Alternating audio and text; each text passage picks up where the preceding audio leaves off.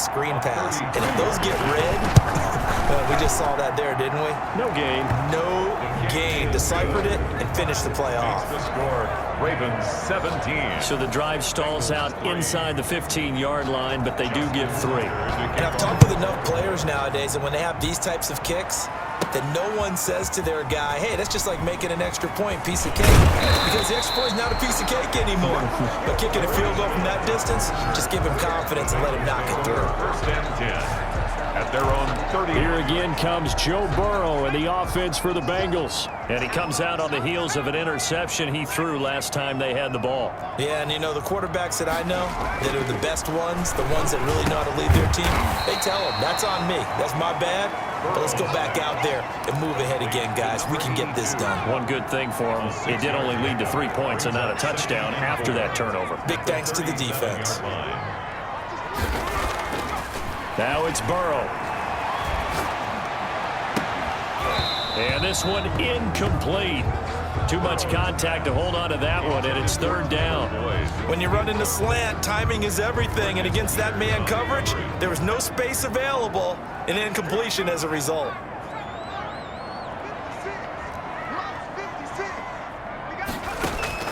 From the gun on 3rd down is Burrow. And the throw there going to be incomplete. The passing game not in sync here early, and now it's 4th down.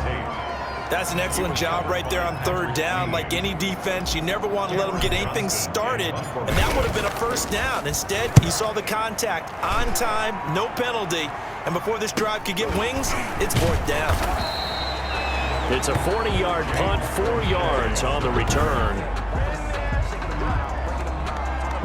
The Raven offense set at the line for this next drive. And they split the uprights last time for 3. They've got the lead. They're not going to play this conservative. They're not hoping for another field goal. They're hoping for a touchdown. I'm with you on that one. I like where your head is. I like the way you're thinking because you're exactly right. Trying to sit on a lead and play that way, that doesn't work too well for most teams. Run your offense. Run what you do best. Exactly. Put it all the way down and try and increase your lead in a big way. And the best way to do it? Touchdowns. And he's going to be taken down with a marker on the field. So let's see about the call. So a decent gain, but all for naught on the penalty. It's too bad, isn't it? They were feeling pretty good about it. The only people celebrating, the guys who just gave up that play. On 2nd down, Jackson. Looking left side, Andrews with it complete. And he'll be out. Try to get the ball into a tight end of his caliber's hands and see what kind of disruption he can cause. On 3rd down, Jackson. And he'll be taken down by the Bengal pressure. A loss of 6 yards. Another 3 and out.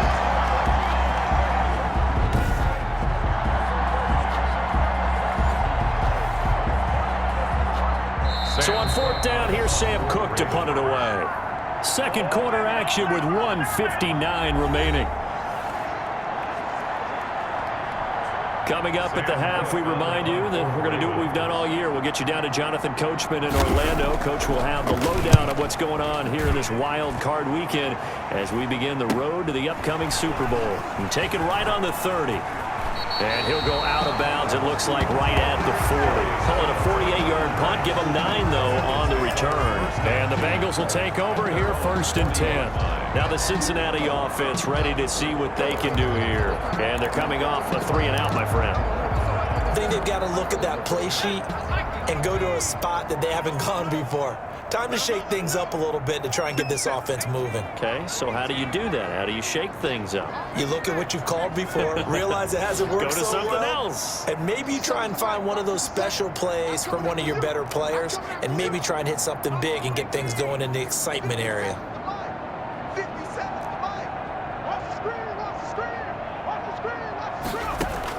They will throw on 1st down with Burrow. Firing quickly here, and that's complete. The completion, but they go in the wrong direction. A loss of yards, and now they're dealing with a 2nd and long. 2nd and 12 after the 1st down pass play went backwards for 2 yards. 56, Mike, 56, right there, 56. Burrow going to fake to mix it, and now look to throw. And that is incomplete. A lot of force bearing down on him there. He could not hang on. It's third down. Some of the fans here don't seem too happy about what we've seen in this first half. No, not at all, and I understand why. They've looked lethargic, out of sync, and it shows on the scoreboard. On third down, Burrow. Got a man open. It's Ross. And he can only manage to take the football to the 40, and that is well shy of the first down marker.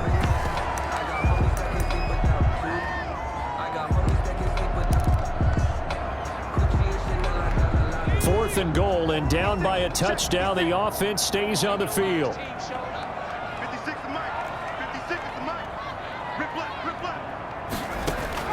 They'll go for it. Burrow. He's got his man, Boyd. And he'll be taken down, but not before a gain of 14 and a first down. And he's going to get this inside the 30. Another first down as he went right back to the same well, this time for 17 yards. That is caught right at the 10-yard line. And he's brought down, but not before he reaches the 8-yard line. First and goal. That was good protection there. No, that was great protection there because it allowed him to lock in on his receiver. Although I think he was looking for his tight end on the corner route all the way. Nice connection there for a really nice gain.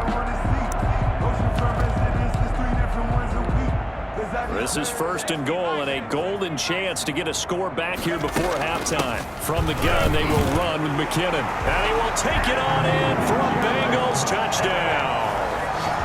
An 8-yard touchdown run. And the Bengals able to get this back within a touchdown. Until that late score here in the second quarter, they only had the field goal. So that's just big to see that football get into the end zone. Yeah, when you look at the scoreboard now, nothing seems out of reach. They've been outplayed in the first half. But when the clock hits zeros as they head into the half, you know what I do as head coach? I tell my team to sprint to the locker room to show that we've got the momentum and show that we're right back in this game. Dustin Hopkins set to kick off. Following the touchdown, Dustin Hopkins will kick it away. This one fielded at the 5. And he'll be tackled just shy of the 25. James Crochet on the return. The Ravens take over first and 10. And our attention shifts to Todd Gurley. He's been effective so far, over the 40-yard mark here in the second quarter. Don't forget about those guys up front, though. They've been effective, too. The leverage game has been in their favor. They've been the ones who've been able to bend their knees, drop their hips, and get a little bit lower than the guys on the other side of the football, and they've moved them out of the way for the runner. Sometimes that's tough for those big fellas. Not an easy thing for them to do. Ball up to the 35 now as they come up on first and 10. So we're at halftime of this AFC wildcard matchup. As we'll head down to Orlando, that's where we find our man Jonathan Coachman at our EA Sports Halftime Report. Coach. Okay, Brandon, thanks very much. Welcome in, everyone, to our EA Sports Halftime Report. Let's get you caught up on what's going on around the NFL. But first, let's take a look back to yesterday's AFC wildcard game. And it is the Kansas City Chiefs who will fight another week as they were able to eliminate the Jacksonville Jaguars. Third quarter, standing by to take you the rest of the way. Let's get it back to Brandon and Charles.